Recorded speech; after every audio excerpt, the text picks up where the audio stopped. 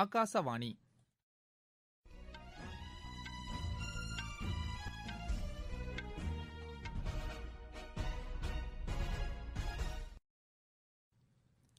செய்திகள் வாசிப்பவர் கனகராஜ். தலைப்புச் செய்திகள்: விவசாயிகளின் அனைத்து பிரச்சினைகளுக்கும் தீர்வு காண அவர்களுடன் பேச்சு நடத்த மத்திய அரசு தயாராக உள்ளதாக பிரதமர் திரு நரேந்திர மோடி கூறியுள்ளார். வடகிழக்கு மாநிலங்களின் சுற்றுலா மையங்களை பிரபலப்படுத்துவதற்கு விமான போக்குவரத்து கட்டமைப்புகளை வலுப்படுத்த வேண்டும் என்று குடியரசு துணைத் தலைவர் திரு வெங்கையா நாயுடு கூறியுள்ளார். காசநோய் இல்லாத இந்தியாவை உருவாக்க அனைவரின் ஒத்துழைப்பும் அவசியம் என்று மத்திய சுகாதாரத்துறை அமைச்சர் டாக்டர் ஹர்ஷ்வர்தன் தெரிவித்துள்ளார்.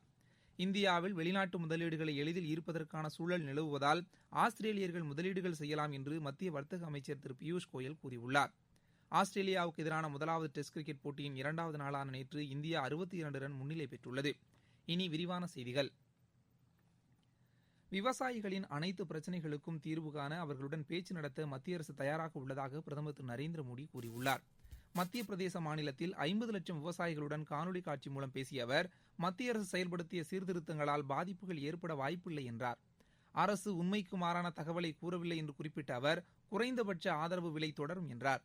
தேசிய ஜனநாயக கூட்டணி அரசு விவசாயிகளின் நலனுக்காக தொடர்ந்து அர்ப்பணிப்புடன் செயல்படும் என்று பிரதமர் உறுதியளித்தார். விவசாய சீர்திருத்தங்கள் 25-30 ஆண்டுகளுக்கு முன்னரே செயல்படுத்தியிருக்க வேண்டும் என்று அவர் குறிப்பிட்டார்.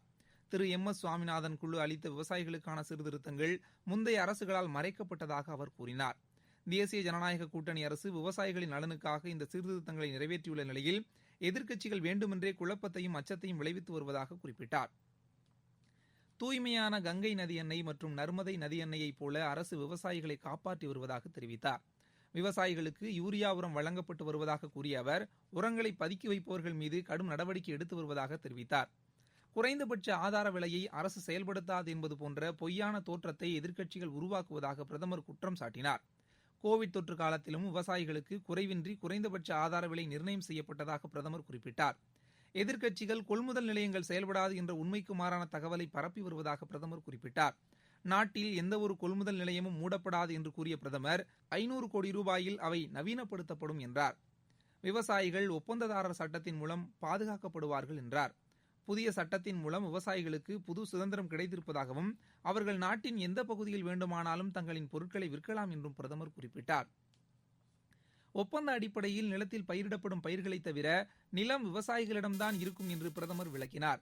இயற்கை பேரிடர் காலங்களில் விவசாயிகளுக்கு முழு பணமும் கிடைக்கும் என்றும் அவர் கூறினார். மத்திய பிரதேசத்தில் கனமழையால் பாதிக்கப்பட்ட 35 லட்சம் விவசாயிகளுக்கு 1600 கோடி ரூபாய் நிதியுதவி வழங்கப்பட்டதாக பிரதமர் திரு நரேந்திர மோடி கூறினார். பிரதமர் திரு நரேந்திர மோடி அசோசெம் நிறுவன வார விழா கொண்டாட்டங்களில் காணொலி காட்சி மூலம் இன்று முக்கிய உரை நிகழ்த்துகிறார். இந்த நூற்றாண்டுக்கான அசோசெம் விருதை பிரதமர் திரு நரேந்திர மோடி திரு ரத்தன் டாடாவிற்கு வழங்குகிறார். 1920ஆம் ஆண்டில் உருவாக்கப்பட்ட அசோசெம் இந்தியாவின் அனைத்து பகுதிகளிலும் உள்ள அனைத்து வர்த்தக சபையையும் கொண்டதாகும். 400 பேர்களை கொண்ட இந்த அமைப்பில் 4.5 லட்சம் உறுப்பினர்கள் உள்ளனர். குடியரசுத் தலைவர் திரு ராம்நாத் கோவிந்த் 2 நாள் பயணமாக கோவா செல்கிறார். அவர் கோவாவின் 60வது விடுதலை தின கொண்டாட்டங்களை இன்று தொடங்கி வைக்கிறார். வடகிழக்கு மாநிலங்களின் சுற்றுலா மையங்களை பிரபலப்படுத்துவதற்கு அந்த மாநிலங்களில் விமான போக்குவரத்து கட்டமைப்பு வலுப்படுத்தப்பட வேண்டும் என்று குடியரசு துணைத் தலைவர் திரு வெங்கையா நாயுடு கூறியுள்ளார். சுற்றுச்சூழல் சுற்றுலா, கலாச்சார சுற்றுலா போன்றவை வடகிழக்கு மாநிலங்களின் முக்கியத்துவத்தை எடுத்துரைக்கும் வகையில் திட்டங்கள் வடிவமைக்கப்பட வேண்டும் என்றார். மத்திய மாநில அரசுகள் இதனை செயல்படுத்துவதற்கு நடவடிக்கை மேற்கொண்டு வருவதாக அவர் கூறினார். சுற்றுலா பயணிகளின் வருகையை ஈர்ப்பதற்கு விமான போக்குவரத்து கட்டமைப்பு உருவாக்கப்பட வேண்டியது அவசியம் என்று அவர் தெரிவித்தார். ஆண்டுதோறும் 26 மில்லியன் மக்கள் இந்தியாவிற்கு சுற்றுலா மேற்கொள்வதற்காக வருவதாக குறிப்பிட்ட அவர், கோவிட் தொற்று காலத்தில் வெளிநாட்டு சுற்றுலா பயணிகள் இல்லாத நிலையில் உள்நாட்டு பயணிகள் சுற்றுலா மேற்கொள்வதற்கு உகந்த இடமாக வடகிழக்கு மாநிலங்கள் திகழ்வதாக குறிப்பிட்டார். குடியரசு துணைத் தலைவர் திரு வெங்கையா நாயுடு மிசோரம் மாநில ஆளுநர் திரு ஸ்ரீதரன் பிள்ளை எழுதிய ஓ மிசோரம் என்ற புத்தகத்தை வெளியிட்டார். மிசோரம் மக்கள் கிழக்கத்திய பாடும் பறவைகள் என்று பெயர் பெற்றவர்கள், அவர்கள் இசைக்கலையில் மிகவும் திறமை வாய்ந்தவர்கள் என்று திரு வெங்கையா நாயுடு கூறினார். வடகிழக்கு மாநிலங்களில் சுமார் 220 பழங்குடியினர் வசித்து வருவதாகவும், அவர்களின் மொழியும் வித்தியாசப்படுவதாகவும் குடியரசு துணைத் தலைவர் கூறினார். பிரதமர் திரு நரேந்திர மோடி வரும் திங்கட்கிழமை அன்று வியட்நாம் பிரதமர் திரு கியான் உவன் ஃபுக்கை காணொலி காட்சி மூலம் சந்தித்து ஆலோசனை மேற்கொள்கிறார். இரு தலைவர்களும் பிராந்திய, மண்டல மற்றும் சர்வதேச விவகாரங்கள் குறித்து ஆலோசனை நடத்துவார்கள் என்று வெளியுறவுத்துறை தெரிவித்துள்ளது. இந்தியாவில் வெளிநாட்டு முதலீடுகளை எளிதில் ஈர்ப்பதற்கான சூழல் நிலவுவதால் ஆஸ்திரேலியர்கள் முதலீடுகள் செய்யலாம் என்று மத்திய வர்த்தக அமைச்சர் திரு பியூஷ் கோயல் தெரிவித்துள்ளார். இந்தியா ஆஸ்திரேலியா இடையிலான இருதரப்பு பொருளாதார ஒத்துழைப்பு கூட்டத்தில் பேசிய அவர் விவசாயத்துறையிலும் உணவு பதனிடும் துறையிலும் முதலீடுகள் வரவேற்கப்படுவதாக கூறினார். விண்வெளி, அணுசக்தி மற்றும் பாதுகாப்பு உற்பத்தி போன்றவற்றில் ஏராளமான வாய்ப்புகள் இருதரப்பு உடன்பாட்டின் கீழ் செய்து கொள்ள முடியும் என்றார். நீர் மேலாண்மை, வர்த்தக, கப்பல் கட்டும் பணிகள், கல்வியில் டிஜிட்டல் முறைகள் போன்றவை வெற்றிகரமாக செயல்படுத்தப்பட்டு வருவதாகவும் அவர் கூறினார். விவசாயிகளின் நலனை பாதுகாக்கவே மத்திய அரசு விவசாய சட்டங்களை செயல்படுத்தியதாக மத்திய ஜவுளித்துறை அமைச்சர் திருமதி ஸ்மிருதி இரானி கூறியுள்ளார். மீரட்டில் விவசாயிகள் கூட்டத்தில் பேசிய அவர் எதிர்க்கட்சிகள் இந்த விவகாரத்தில் அரசியல் லாபம் பார்க்க விரும்புவதாக தெரிவித்தார். தேர்தலில் தோல்வியடைந்தவர்கள் தேவையின்றி இந்த பிரச்சினையை அரசியலாக்கி வருவதாக கூறினார். பிரதமர் திரு நரேந்திர மோடியின் தலைமையிலான அரசு விவசாயிகளின் நலனை பாதுகாக்கவே விரும்புவதாக கூறினார். நாடு முழுவதும் பிஜேபியின் சார்பில் விவசாய சட்டங்களின் பயன்பாடு குறித்த விளக்க கூட்டங்களுக்கு ஏற்பாடு செய்யப்பட்டுள்ளது. நீங்கள் கேட்டுக்கொண்டிருப்பது ஆகாசவாணியின் செய்தி அறிக்கை.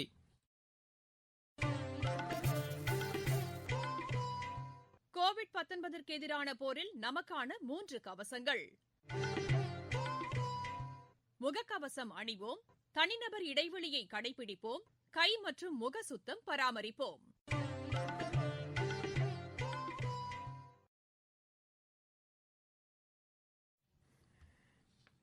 காசநோய் இல்லாத இந்தியாவை உருவாக்க அனைவரின் ஒத்துழைப்பும் அவசியம் என்று மத்திய சுகாதாரத்துறை அமைச்சர் டாக்டர் ஹர்ஷ்வர்தன் தெரிவித்துள்ளார்.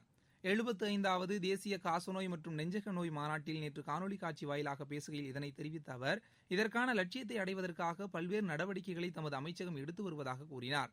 காசநோயால் பாதிக்கப்பட்டவர்கள் ஊட்டச்சத்து உணவை சாப்பிட வேண்டும் என்பதற்காக அவர்களது வங்கிக் கணக்கில் மத்திய அரசு நேரடியாக 886 கோடி ரூபாயை செலுத்தியுள்ளது என்றும் அவர் தெரிவித்தார். சிறுபான்மை மக்களின் நலன்களுக்காக மத்திய அரசு பல்வேறு திட்டங்களை செயல்படுத்தி வருவதாக மத்திய வீட்டுவசதி மற்றும் நகர்ப்புற விவகாரங்கள் துறை அமைச்சர் திரு ஹர்தீப் சிங் பூரி கூறியுள்ளார். தேசிய சிறுபான்மையினர் ஆணையத்தின் சார்பில் புதுதில்லியில் நேற்று நடைபெற்ற சிறுபான்மையினர் தின நிகழ்ச்சியில் பேசிய அவர், அனைத்து சிறுபான்மையின மக்களும் பொருளாதார ரீதியாக அதிகாரம் பெறும்போது அது நாட்டை வளர்ச்சிப் பாதைக்கு அழைத்துச் செல்லும் என்றார். ரயில் சேவையை மேம்படுத்தவும் சரக்கு போக்குவரத்துக்கான ஒரு கட்டமைப்பை உருவாக்கவும் தேசிய அளவிலான வரைவு திட்டம் ஒன்றை இந்திய ரயில்வே தயாரிக்க உள்ளது. நாட்டில் பயணியர் போக்குவரத்து மற்றும் சரக்கு போக்குவரத்து தொழில்நுட்ப ரீதியாக ரயில்களின் திறனை அதிகரிப்பது, கூடுதலான சேவைகளை வழங்குவது உள்ளிட்ட அனைத்து அம்சங்களையும் உள்ளடக்கியதாக இந்த வரைவு திட்டம் அமையும். இந்த வரைவு திட்டம் தயாரிக்கப்பட்டவுடன் இவை அனைத்து அமைச்சகங்களுக்கும் அனுப்பப்பட்டு கருத்துக்கள் கோரப்படும். அதன் அடிப்படையில் வரும் ஜனவரி மாதத்திற்குள் தேசிய அளவிலான திட்டத்திற்கு இறுதி வடிவம் கொடுக்கவும் ரயில்வே துறை திட்டமிட்டுள்ளது. 2030ஆம் ஆண்டு தேவைகள் மற்றும் 2050ஆம் ஆண்டு வரையிலான தேவைகள் தனித்தனியாக பட்டியலிடப்பட்டு அதற்கான திட்டங்களை ரயில்வே துறை முடிவு செய்யும். இதனிடையே 2024ஆம் ஆண்டுக்கான தேசிய அளவிலான ரயில் திட்டத்தை தயாரித்து பணிகளை துரிதப்படுத்தும் நடவடிக்கையும் மேற்கொள்ளப்பட்டுள்ளது. இத்தொலைநோக்கு திட்டத்தில் 100% இருப்பு பாதைகளை மின்மயமாக்குவது, நெரிசல் மிக்க வழித்தடங்களில் கூடுதலான பாதைகளை அமைப்பது, தில்லி, ஹவுரா, தில்லி, மும்பை உள்ளிட்ட வழித்தடங்களில் 160 கிலோமீட்டர் வேகத்தில் பயணிக்கும் வகையில் தரம் உயர்த்துவது போன்ற பணிகளையும் ரயில்வே துறை திட்டமிட்டுள்ளது. ஜம்மு காஷ்மீரில் மாவட்ட வளர்ச்சி கவுன்சிலுக்கு 8வது மற்றும் கடைசி கட்ட வாக்குப்பதிவு காலை 7 மணிக்கு தொடங்கி 2 மணி வரை நடைபெறவுள்ளது. ஜம்மு பகுதியில் 15 தொகுதிகள், காஷ்மீர் பகுதியில் 13 தொகுதிகள் என மொத்தம் 28 தொகுதிகளுக்கான தேர்தல் இன்று நடைபெறுகிறது. 46 பெண்கள் உட்பட 168 வேட்பாளர்கள் களத்தில் உள்ளனர்.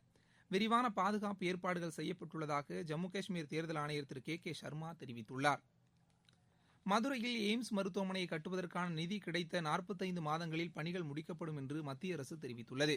கட்டுமான பணிக்கு தேவையான நிதியை ஒதுக்கி பணிகளை துரிதப்படுத்த உத்தரவிடக் கோரி தாக்கல் செய்யப்பட்ட மனு நேற்று சென்னை உயர்நீதிமன்ற மதுரை கிளையில் விசாரணைக்கு வந்தபோது ஆஜரான மத்திய அரசு வழக்கறிஞர் இதனை தெரிவித்தார்.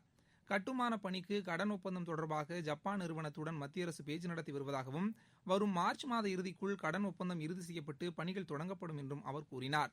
தமிழக அரசின் சார்பில் ஆஜரான வழக்கறிஞர் எய்ம்ஸ் மருத்துவமனை அமைப்பதற்காக முதலில் 200 ஏக்கர் நிலமும் பின்னர் 23 ஏக்கர் நிலமும் மத்திய அரசிடம் மாநில அரசு ஒப்படைத்துள்ளதாக கூறினார். ஆஸ்திரேலியாவுக்கு எதிரான முதலாவது டெஸ்ட் கிரிக்கெட் போட்டியின் 2வது நாளான நேற்று இந்தியா 62 ரன் முன்னிலை பெற்றுள்ளது. ஆட்ட நேர இறுதியில் 2வது இன்னிங்ஸில் இந்தியா 1 விக்கெட் இழப்பிற்கு 9 ரன் எடுத்துள்ளது. முன்னதாக ஆஸ்திரேலிய அணி முதல் இன்னிங்ஸில் 191 ரன்னுக்கு அனைத்து விக்கெட்டுகளையும் இழந்தது. இந்தியா முதல் இன்னிங்ஸில் 244 ரன்னுக்கு ஆட்டமிழந்தது. மீண்டும் தலைப்புச் செய்திகள். விவசாயிகளின் அனைத்து பிரச்சினைகளுக்கும் தீர்வு காண அவர்களுடன் பேச்சு நடத்த மத்திய அரசு தயாராக உள்ளதாக பிரதமர் திரு நரேந்திர மோடி கூறியுள்ளார். வடகிழக்கு மாநிலங்களின் சுற்றுலா மையங்களை பிரபலப்படுத்துவதற்கு விமான போக்குவரத்து கட்டமைப்புகளை வலுப்படுத்த வேண்டும் என்று குடியரசு துணைத் தலைவர் திரு வெங்கையா நாயுடு கூறியுள்ளார். காசநோய் இல்லாத இந்தியாவை உருவாக்க அனைவரின் ஒத்துழைப்பும் அவசியம் என்று மத்திய சுகாதாரத்துறை அமைச்சர் டாக்டர் ஹர்ஷ்வர்தன் தெரிவித்துள்ளார். இந்தியாவில் வெளிநாட்டு முதலீடுகளை எளிதில் ஈர்ப்பதற்கான சூழல் நிலவுவதால் ஆஸ்திரேலியர்கள் முதலீடுகள் செய்யலாம் என்று மத்திய வர்த்தக அமைச்சர் திரு பியூஷ் கோயல் கூறியுள்ளார். ஆஸ்திரேலியாவுக்கு எதிரான முதலாவது டெஸ்ட் கிரிக்கெட் போட்டியின் இரண்டாவது நாளான நேற்று இந்தியா 62 ரன் முன்னிலை பெற்றுள்ளது. இத்துடன் இந்த செய்தி அறிக்கை நிறைவு பெற்றது.